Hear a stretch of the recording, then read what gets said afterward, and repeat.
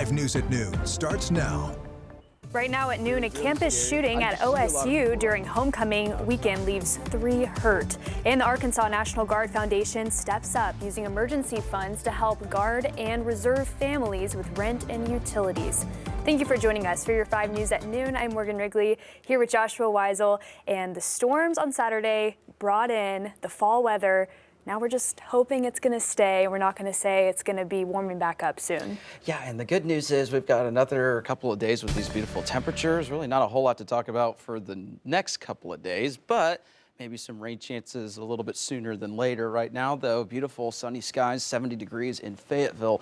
Currently, we have some breezy conditions, too. Gusts up to 35.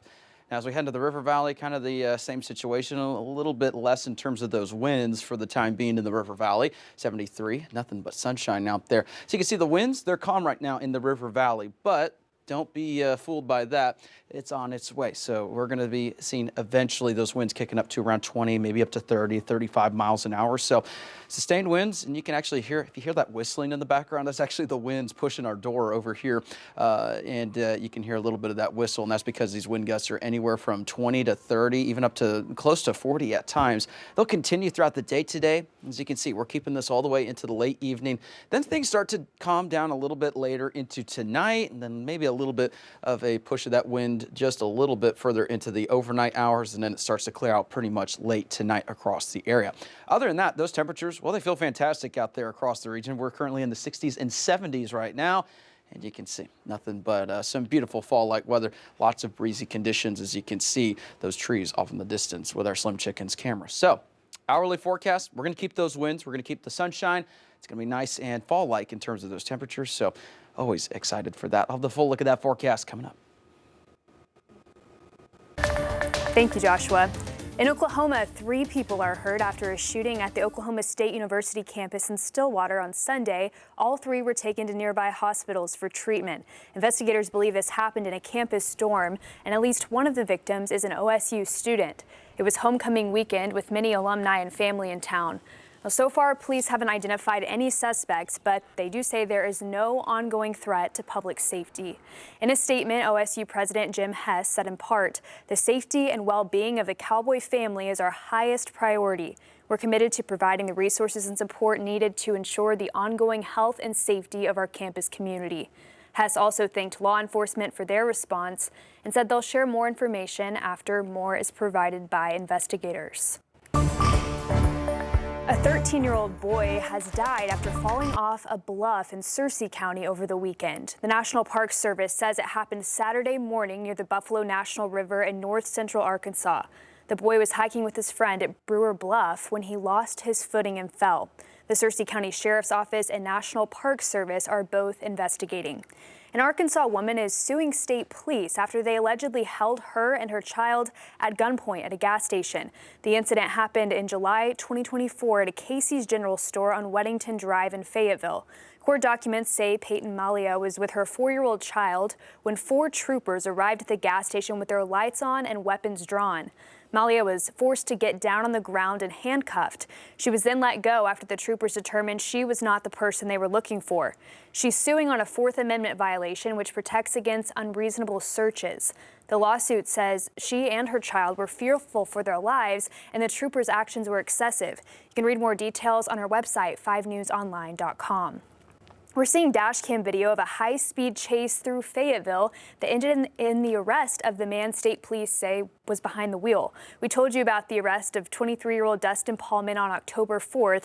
Investigators say the car was stolen. The crash happened at the intersection of Sang Avenue and Berry Street. The owner of the car says it was stolen from his family first on September 22nd and again a week later. Now the Bradford family is without transportation with no insurance coverage to replace the stolen car. Another problem, another thing to deal with in life, and something that we have to overcome ourselves, because I knew that we only had the state minimum liability insurance. We paid cash for the car, and we knew now that we had lost it, and there was nothing else that we could do about it. State police say both Paulman and the passenger were taken to the hospital. The passenger had serious but non-life-threatening injuries. Fayetteville police say Paulman was taken to the Washington County Detention Center. He's facing multiple charges, including felony fleeing and kidnapping. The Arkansas National Guard Foundation says it's using money from its emergency relief fund to cover rent, utilities, and more for Guard and Reserve families. The foundation says while many active duty troops could continue to receive pay during the shutdown, the situation is more complicated for National Guard members. The organization says in Arkansas, over 4,000 citizen soldiers may not be paid today. And overall, more than 6,000 Arkansans connected to Guard operations are being affected by the shutdown.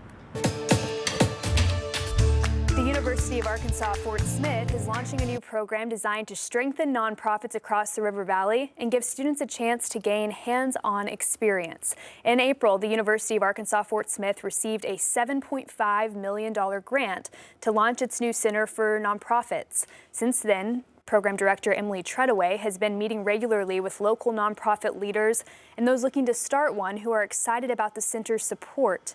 The goal is to help nonprofits grow through leadership training, funding access, and partnerships with UAFS to tackle community challenges. The center is also teaming up with the university's social work department to expand research and workforce development, including paid internships that give students hands-on experience. Once fully endowed, the center plans to offer annual mini grants to regional nonprofits, adding to the operational support that's already in place. Sky's the limit, I think, for this center. There's not anything like it in the entire state of Arkansas, and so I really see it, especially with our University of Arkansas system being a statewide, school system, that this really could spread across the state and really bolster all the nonprofits across the entire state of Arkansas. Treadaway says with over 1,200 nonprofits in Sebastian and Crawford counties, this program meets a critical need in the River Valley. The center will be located at the Center of Economic Development at the Bakery District in Fort Smith.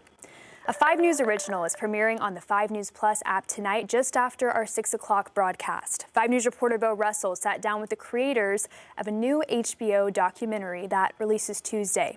The documentary, titled Armed Only with a Camera, The Life and Death of Brent Reno, focuses on an Arkansas journalist who was targeted and killed while covering the war in Ukraine.